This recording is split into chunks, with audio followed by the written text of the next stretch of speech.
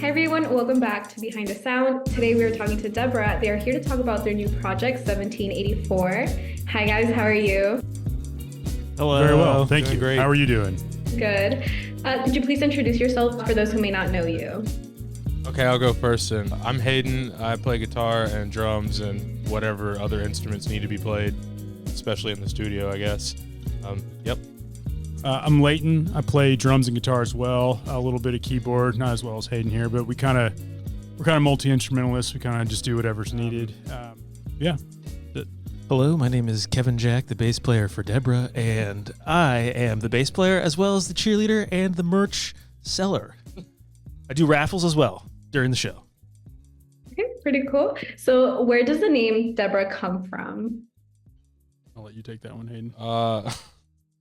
So we used to live in Murfreesboro. We had a roommate. I won't say any names. He'll know who it is, but he wasn't great to live with. Love him now. He's a great guy, but he was annoying to live with, and he made all of us mad at some point or another, and his mom's name is DEBRA. So 10 years later, here we are. Yep. I worked for him too. We landscaped together, and he was technically my supervisor, so it was not fun. So that's where the origin of the name comes from for sure.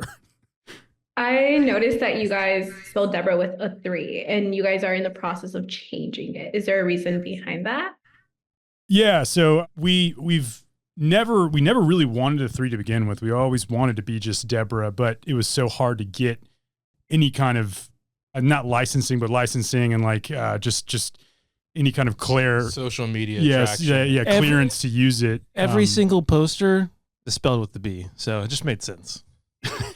Yeah, so we just somehow I think it was maybe Robbie, who actually isn't here right now, but he suggested we use a B.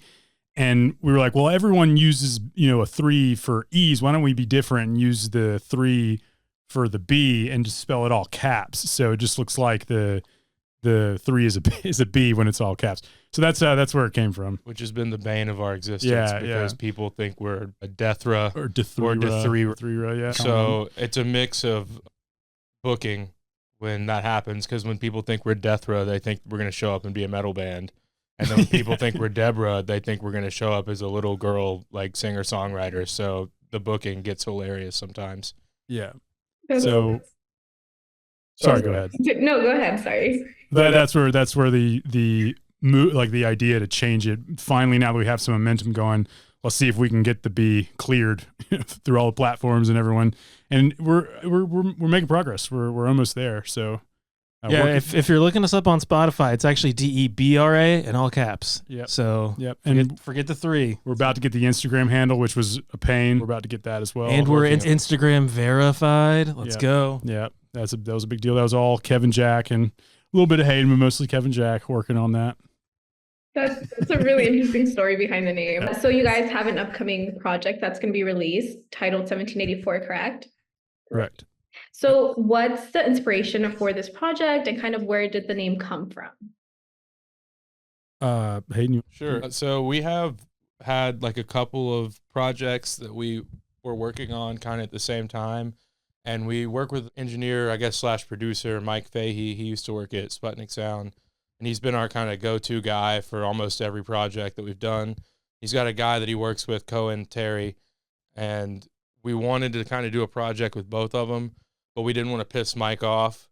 And so we went to Mike and kind of just decided to do this like acoustic thing with Mike, which we've never done before. And it turned out to be probably one of the best things or better things that we've done as a group.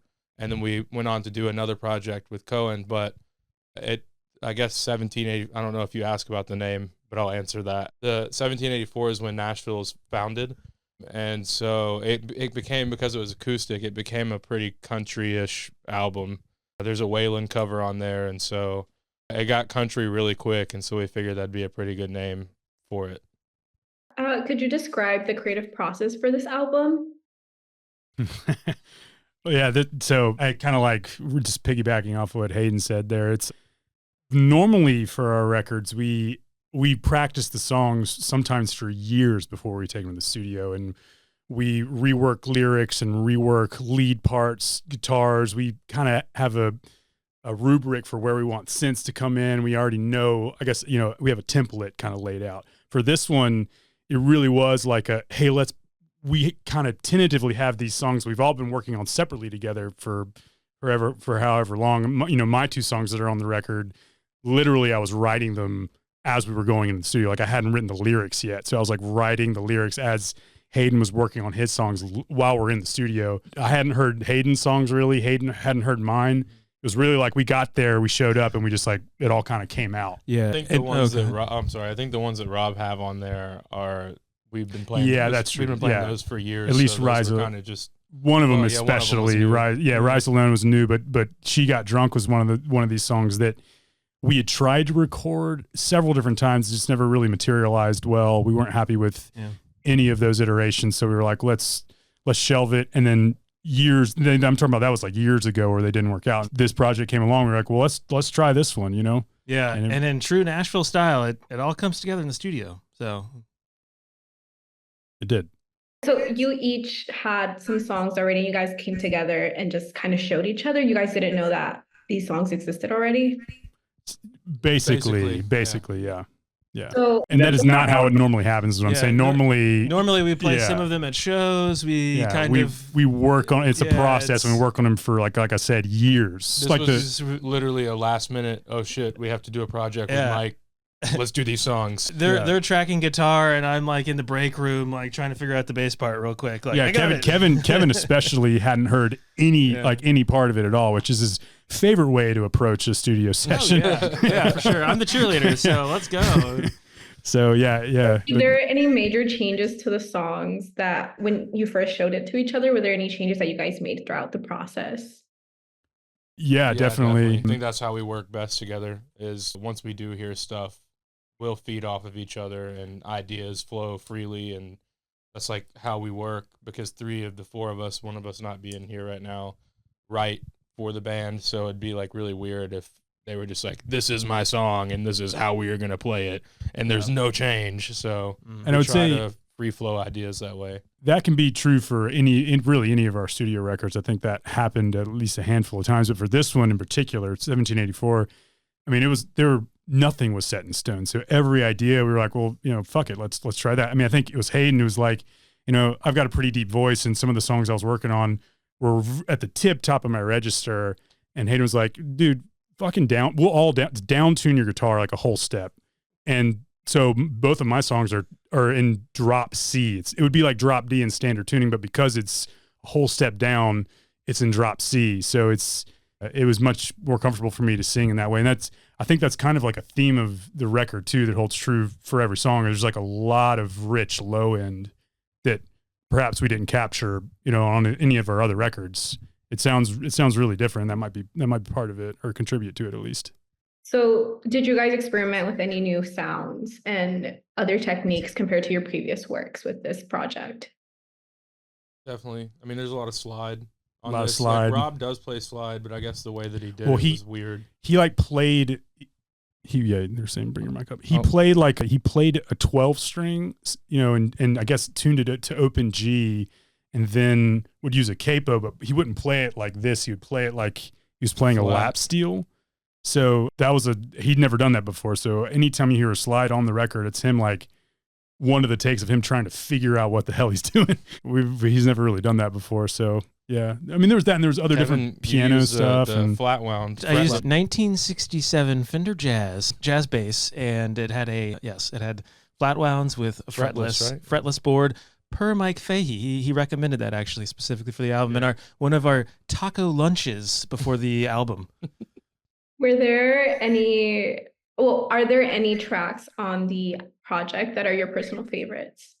Oof, definitely. Yeah, you want to go first? You go first. And let me I like Bantam a lot. Bantam is pretty good. So yeah, Bantam Love is one of the songs that. Thank you, Kevin. I appreciate that. It's with a song that I wrote for my fiance.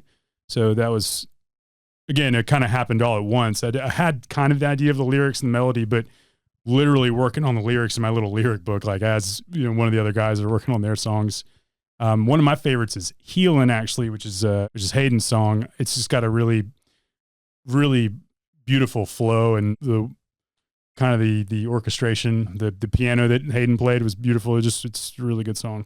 I think I'll have to say Bantam's probably mine too, but Shucks. with the exception that we finally got the best take of She Got Drunk. Rob's Yeah. solo on She Got Drunk is probably my favorite of him playing guitar in 10 years that I've known him. We finally got the arrangement right on that one. I think that's one of the ones that we've been trying to record forever. And I think that we just, whether it's the actual engineering techniques for trying to record or just our arrangements or whatever, it just was a jumbled mess every time. And this one time, it just Stars aligned. it's perfect. Yeah. So where do you guys get your creative inspiration from when you guys are creating or collaborating all together? Kev? So there's a cool cat named Mono Neon, and I love watching him trying to figure that out because his guitar style of playing bass, like, very inspiring for me. So, yeah. And Jaco Pastoria. Jaco Pastoria. I like that's Jaco. right. Yeah. He's awesome. For me, it's definitely Beatles are a huge influence. It's cliche. Everyone's influenced by the Beatles, but big fan of them. I really like Tony Rice is a guitar player. He's a bluegrass flat picker that I really, really enjoy a lot of his stuff. I can't really do what he can do on the guitar, but I enjoy it a lot. I try and kind of do my terrible way of mimicking his style sometimes in the records that we've made. Yeah, the Doors are another good one for me. How about John Mayer? Here. You like John Mayer? John Mayer's he's good. But Pino Palladino, he has some hot stuff right there. Yeah. But for me, it's probably right now specifically Hiatus Coyote is a big one for me. Radiohead's always number one for me, but I've gotten to the point where I've listened to every song so many times I just have to like put it down. But I think lyrically for me, my inspiration just comes from like what's going on in my actual life. It's hard for me to like write about everything's great and everything's fine and here we are and here's the best song in the world. So I kind of like to write when things suck a little bit, and so that's kind of where I get my inspiration lyrically. Yeah. Are there any artists that you are currently listening to a lot that fans might be surprised to hear? King Lazy Eye? We bopped some King Lazy Eye. King. But I don't know if that's a surprise because we were like friends with him. Well, could be a surprise. Let me think on that. That's a good question. That's a really good question.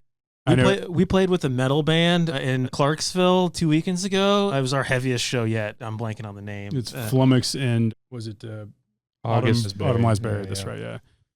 So that was cool. I don't know. I don't know if people would be surprised. My Spotify is weird. It goes from like Waylon Jennings to Mac Miller to Hiatus to like Hank 3. I'm all over the place. Yeah. It really just depends on what I'm doing and like where I'm at. Right now I'm really into Post Malone, mainly because I went and saw him at Bonnaroo and I can't get it out of my head. So that'd be a big one for people that know me because I've never been a big Post Malone fan. My dad was a band director and he had at least 1,000 CDs of classical music. I ripped them all into my computer. So I love classical music too. So do I. Same. That's my favorite to pull up on people with my windows down. Fucking Chopin. Chopin.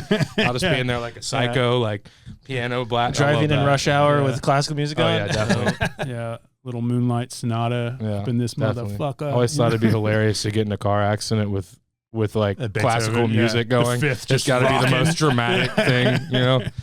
I would say Hayden, this is Hayden's favorite artist here, but I would say Kanye West. And there's actually Shut Kanye up. album right there. Yeah, Graduation.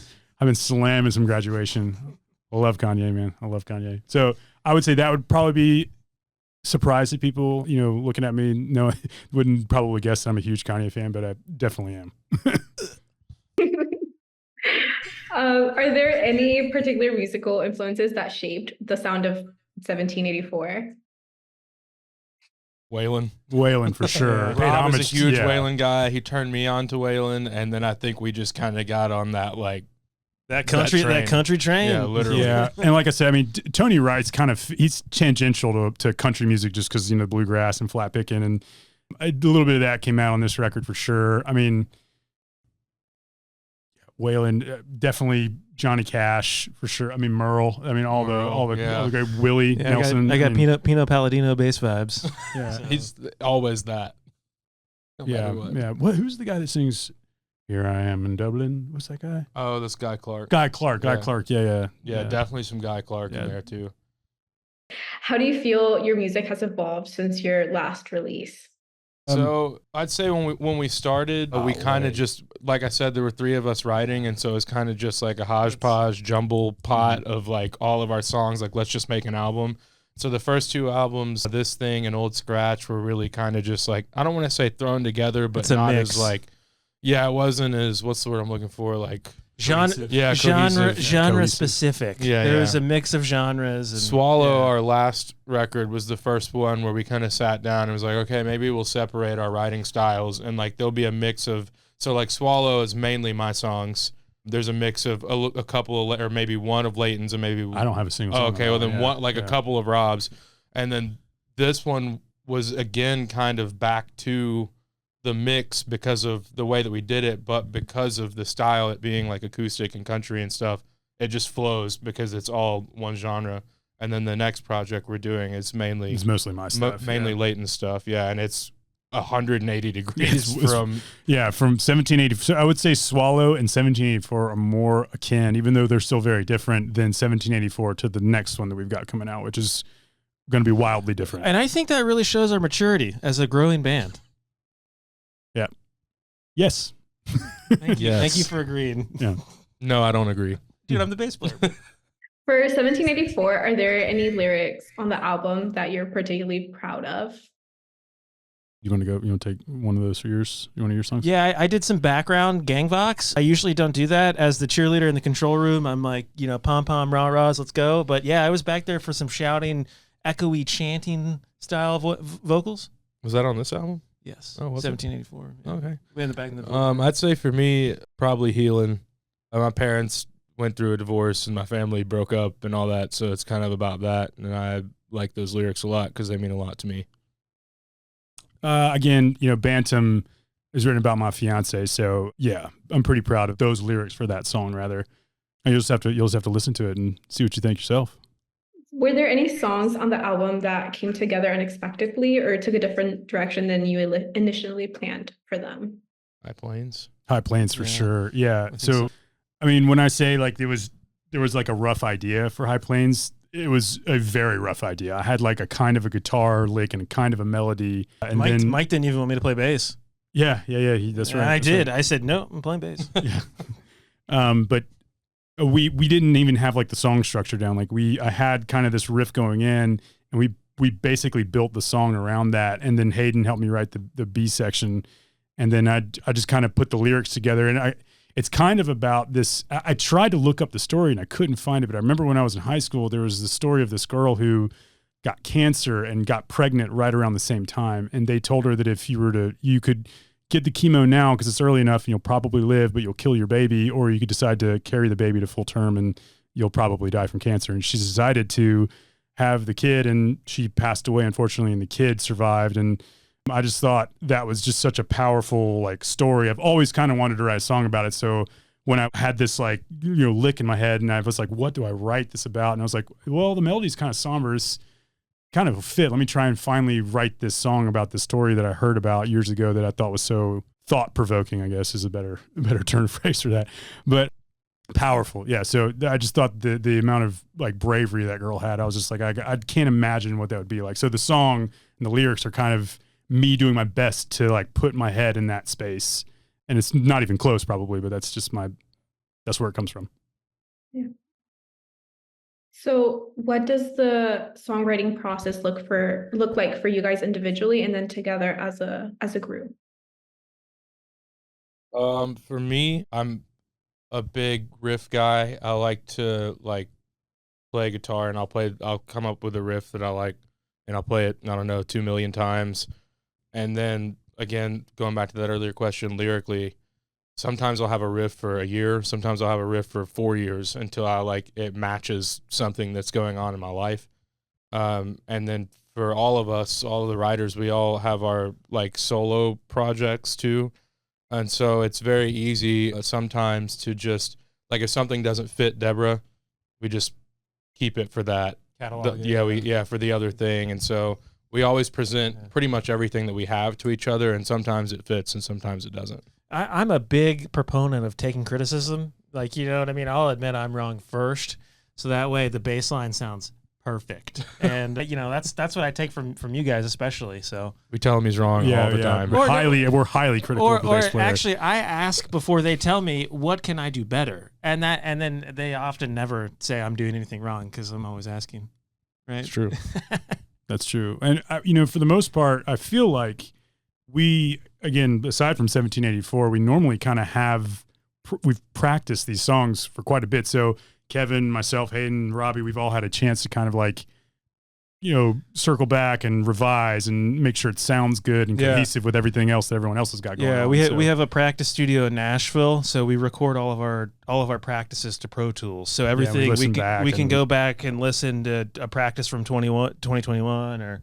Well, didn't you erased all of those up until 2021? So back to what is Kevin doing wrong? Yeah, or what? I accidentally what do you even do? All of the archives. But yeah, so I'd say like the writing process it kind of depends on the song. Sometimes Hayden has like a full kind of developed idea, or I have a fully developed idea that I bring to the group, and then we'll practice it. And if we have input, we'll give it. Yep. And sometimes it's just like, hey, I have a rough idea. Let's build a song together. It's kind of one of those two ways. We hear some of the bands that are in our niche genre, and we kind of like, we don't copy them, but like when you hear someone playing a draw influence. We draw influence. Inspired. Exactly. Yeah, exactly. Yeah. I mean, that's a good point. There's a band called Oregon Space Trail of Doom. Shout out to you boys. They're actually not from Oregon. I forget where they're. Do you know where they're from? Remember where they're from? But anyway, we watched one of their sets. We've played a show. I've played shows with them several times. Actually, I'm in a different band. I've played with them on a different occasion as well. But they're freaking awesome. They're incredibly technical, incredibly talented guys. They have a song called Rainbow People, and that was a direct inspiration for one of the songs on not 1784, but the next record, the new project we got coming out. I just thought it was so good. I was like, I got to do something like that. And they don't sound similar at all, really, now that I've kind of heard one of our rough, mixes of what we've just started the song that, I'm talking about. But definitely you can see the inspiration. You see like similar kind of movements and kind of ideas going on there. Before we get to the rest of this video, I wanted to give a shout out to our latest endeavor, the Upstate Sound Academy. I'm sure you already know the music industry is constantly changing. Every 3 months there's like something new we gotta figure out. And for those just starting, it can be pretty intimidating because it's not just about making music. So what we're doing is developing these free tools for you guys to use. From where to sign up to collect your royalties, how to write a proper artist bio, how to make great content. We even have what we're calling a pocket mentor. That one's kind of our flagship chapter because I didn't have a mentor when I started, so I wanted to be able to provide answers for the questions you probably don't even know to ask yet. So if you're interested in receiving these free tools, just email academy@theupstatesound.com and we'll send it right over to you. I'll even hop on a call with you and learn more about you and what you got going on, because we do know everyone's path is different and we're a new age label here at the Upstate Sound, so follow for more. Back to the video. What are you most excited for your fans to hear on this new project? Just a totally different vibe. Like, I'm excited for them to hear us do a country album. The energy I think level. It's hilarious, Yeah. and not in like a funny way, but like it is funny because it's like you would never think. So yeah, it took me 10 years in Nashville to listen to country music. Yeah. So well, and we've done 3 albums that are they have their like cherry pick songs that you're like, oh, this is gonna get in a movie, this is gonna be on a commercial somewhere, and like nobody listens to it because it's like they get overshadowed by all of the other songs in the album. And so this song I feel like is like everything is like falling in line. yeah, definitely. yeah. This one definitely has the most potential. It's just most like market potential. Yeah, for sure. It's just to get back to kind of your question. I think that I'm most excited about people like listening, like, oh, Deborah came out with a new record, or it'll be on their new releases or whatever, and they'll look at it and be like, this does not sound like Deborah. Sounds like totally different, and it sounds really good. I mean, in my opinion. That's all subjective, but first album after the name change. First album so name we change. got that going too. So. But it's a high quality record. Mike did an excellent job. The sound quality is very good. It just doesn't really sound like anything we've put out before, I would say. Interesting. So you guys, you individually have your own music, but then you also come together and have music together, correct? Mm-hmm. Correct. How do you balance your personal lives with the demands of making music, since you guys are a group, but then you also do it individually? So individually, I think Rob is the only one of us that pursues our solo career. I record mine because I'll forget them, and it's really for me and probably my little brother and sister and mom that listens to it the most. But it's mainly I don't go like do writers rounds or anything. Like DEBRA is my heart and soul. That's what I put all my time and energy to. That's not like working or a business with Kevin, but other than that, I just record my stuff so that I don't forget it because I have squirrel brain. So, I mean, yeah, same. I mean, you said that compared to Robbie, his personal career is much more like controlled or small. Yeah. Mine's even smaller than that. I mean, I recorded an album 4 years ago, and then I haven't done anything solo wise in a long time. I'm in a different band where I don't contribute any songwriting. I'm just like a drummer. I just play the drums and Hedberg, which is very fun. I enjoy doing that. And Alan he actually used to be, and DEBRA used to be the bass player. Kevin, funny enough. But I still play in a band with him. He's the main guitar player, songwriter, singer, and he's very talented. And that's really fun too. So it doesn't take nearly as much. It's not nearly as demanding on my time as DEBRA is. But that's what we're all here for. That Robbie's literally not here right now for it, but yeah, Robbie's really pursuing his solo career now. We're supportive of him. We want him to go do that, but this next project we're recording without him because he's abroad doing things, and he's not like out of the band or anything. But we're all kind of, we're still doing this DEBRA thing, So as soon as we removed the 3 from the name, we became 3. A 3-piece. Funny, yeah.